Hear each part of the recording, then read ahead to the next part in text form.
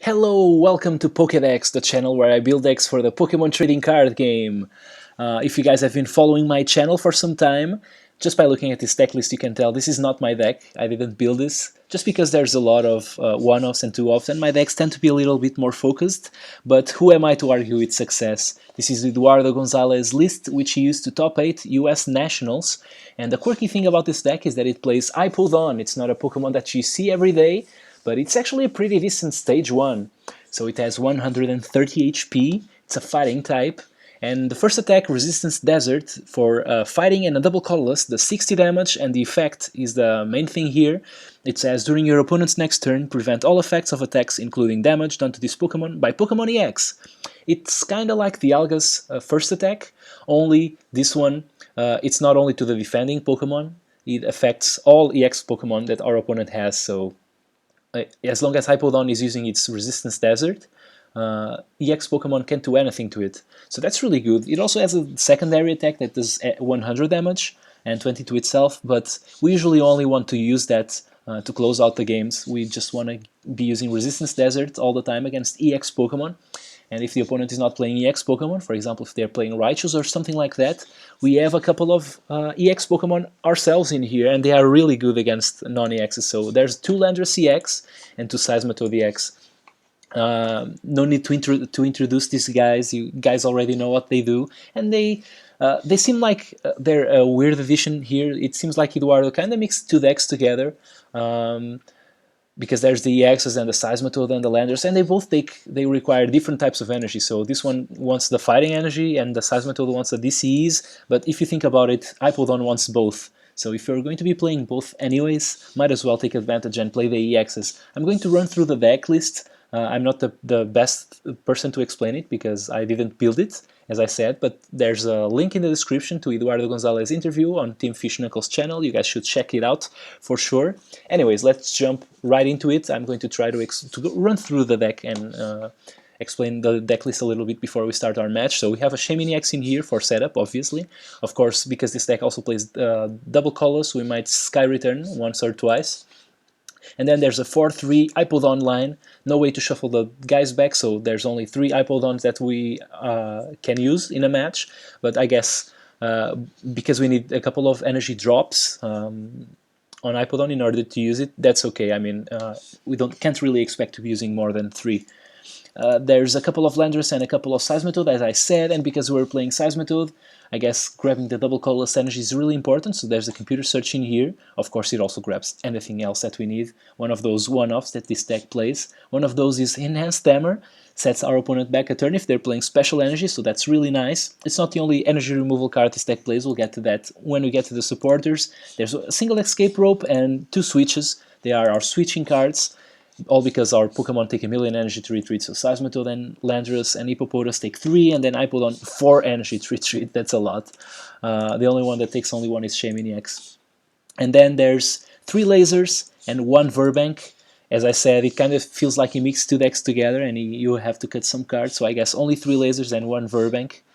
One of the Also, another thing that this deck kind of has is like both offensive and defensive cards. One of the defensive cards is the Max Potion.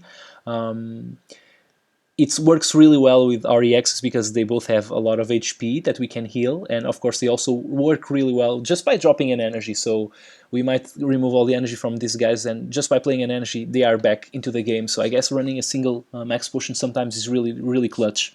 We have 3 Ultra Ball to grab our Pokemon, only 2 VS Seeker because this deck runs so tight, and then the supporters are 2 Corina. They work really well on decks with fighting types. I'm going to go through the card drawing ones first. There's 3N, 1 Professor Birch's Observations, and 4 Sycamore. And then as far as tactical supporters go, there's 2 Lysander in here. There's 2 Xerosic, really happy to see Xerosic. It's the other energy removal card that I was talking about, removes the special energy. Of course you can also go for a Spirit Link or something like that, but I guess Xerosic is mainly here for the special energy that everyone is running nowadays.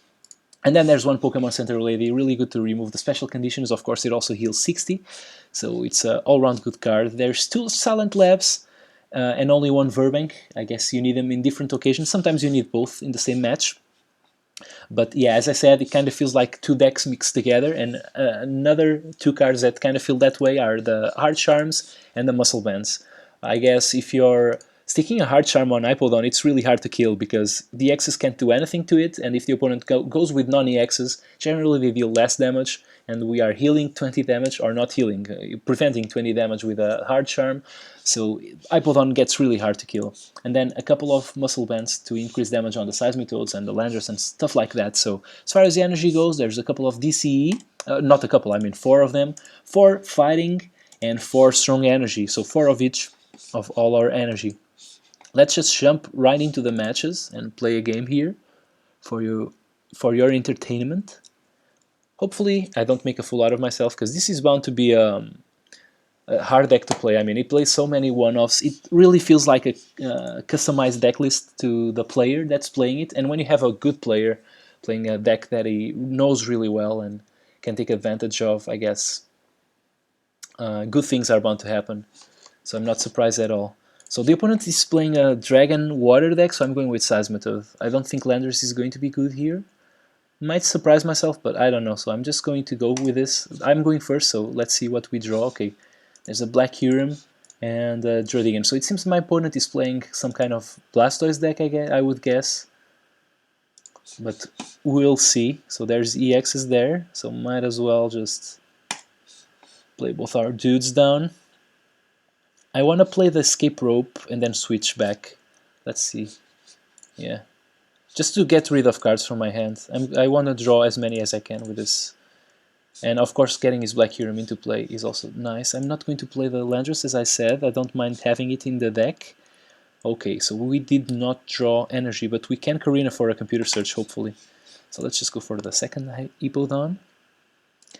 And then get the computer search, and I think I'm going to spend it this turn just to get that double colorless energy down. It's the energy drop of the turn. My opponent might be running energy removal cards, but I don't think so, so I think we're kind of safe here. There's the Professor's Ladder, which you should run if you're running 2 types of energy. What? 3 types of energy? I mean, you need the water and the lightning for this too, and then...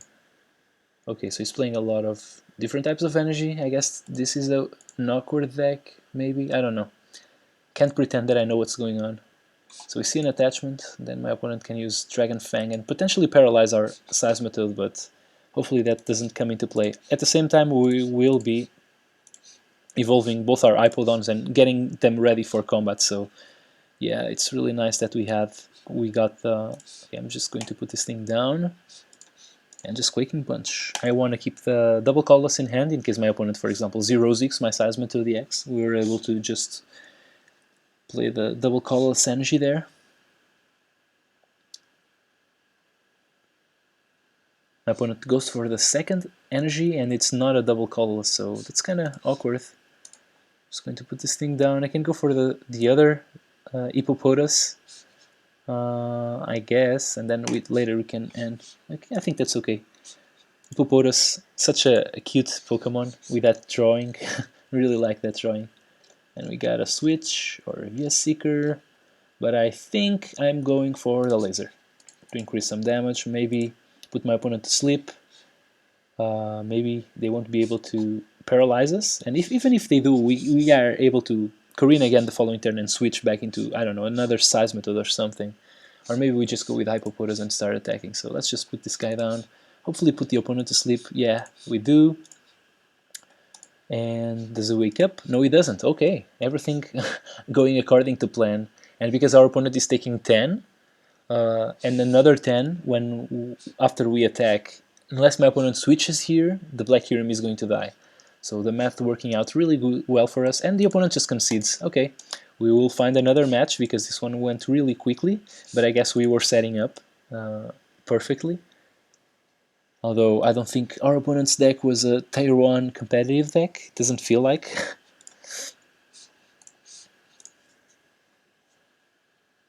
Nothing wrong with not having the greatest deck ever. Okay, we start with the Landorus, I guess, and I am going to put the Hippopotas down.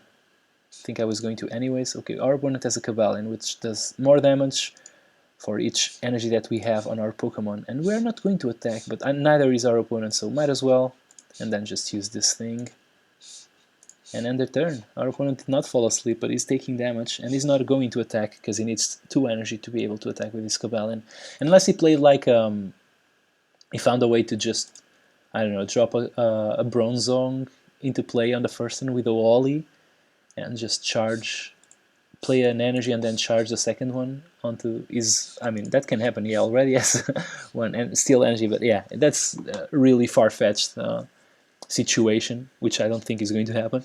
Okay, our opponent decides to bring our Hippopotas to the front, and maybe he's playing a supporter for sure, but we'll see if he finds energy. Yeah, he's going for the Professor's Ladder. Energy Press might deal 40 damage to us the following turn. I'm okay with that, and because we won't be attacking, or will we? I mean, we can deal 20, and then the opponent does 60 to us. That's not great, but at the same time it doesn't kill us.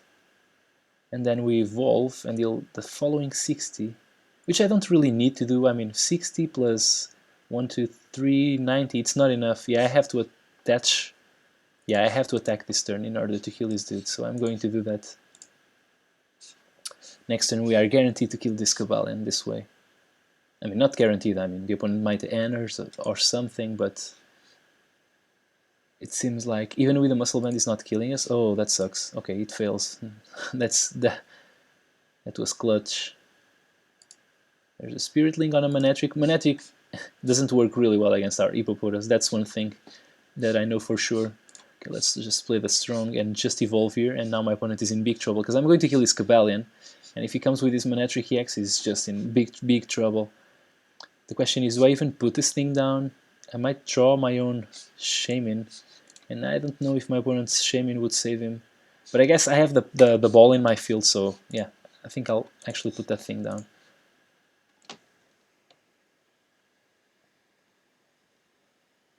Guess it would be worse if my opponent drew the Shaman than we drawing the Shaman and not being able to play it, so I guess that's it. I can just deal 160 to his Manectric, so I'm going to kill it if I play the Laser. Is that right? So 80 plus 80, yeah, that is right, so I'm just going for this, and I'm going to drop this strong energy on this guy. Getting that Manectric also ready, if push comes to shove. And if you, I mean, look at this game.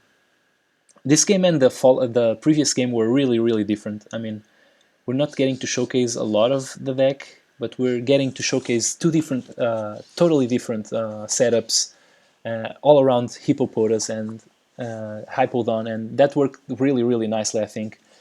Both these matches illustrate how the deck works really well, I feel. I hope you guys enjoy this. There's really not much that I can tell about the deck other than play it. It's really fun. Hippopotas and Hippowdon, I really like those Pokemon. Hope you guys enjoy this. Tell me what you think in the comments. As usual, please like and subscribe, all that good stuff, and see you guys next video. Bye!